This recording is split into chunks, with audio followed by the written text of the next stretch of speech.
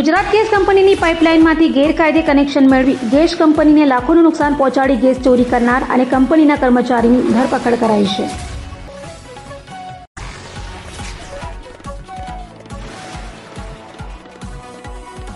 સુરતની ઉધના પોલીસ પાસેથી મળતી માહિતી મુજબ ગુજરાત ગેસ કંપનીની પાઇપલાઇનમાં ગેરકાયદેસર કનેક્શન મેળવી ગેસ કંપનીના પાઇપલાઇનને નુકસાન કરી ગેરકાયદેસર ગેસની ચોરી કરનાર વિશાલ કુમાર મહેશકુમાર પટેલે વર્ષ 2007માં ગેસ કનેક્શન લીધા બાદ ઓક્ટોબર 2022માં ગેસ કનેક્શન બંધ કરાવ્યું હતું.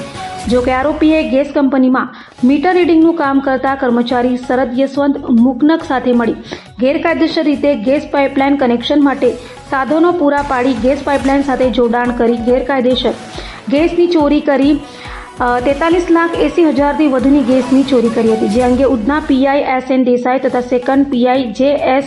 જાંબરે અને પીએસઆઈ એમ.કે. ઈસરાણીના નેતૃત્વ હેઠળ અનારમાં હેડ કોન્સ્ટેબલ જિગ્નેશ અંબાલાલ તથા સન્મુખ રણછોડે બાતમીના આધારે વિશાલ મહેશ પટેલ તથા શરદ યશવંત મકનકને ઝડપી પાડી સળિયા પાછળ ધકેલી દીધા હતા.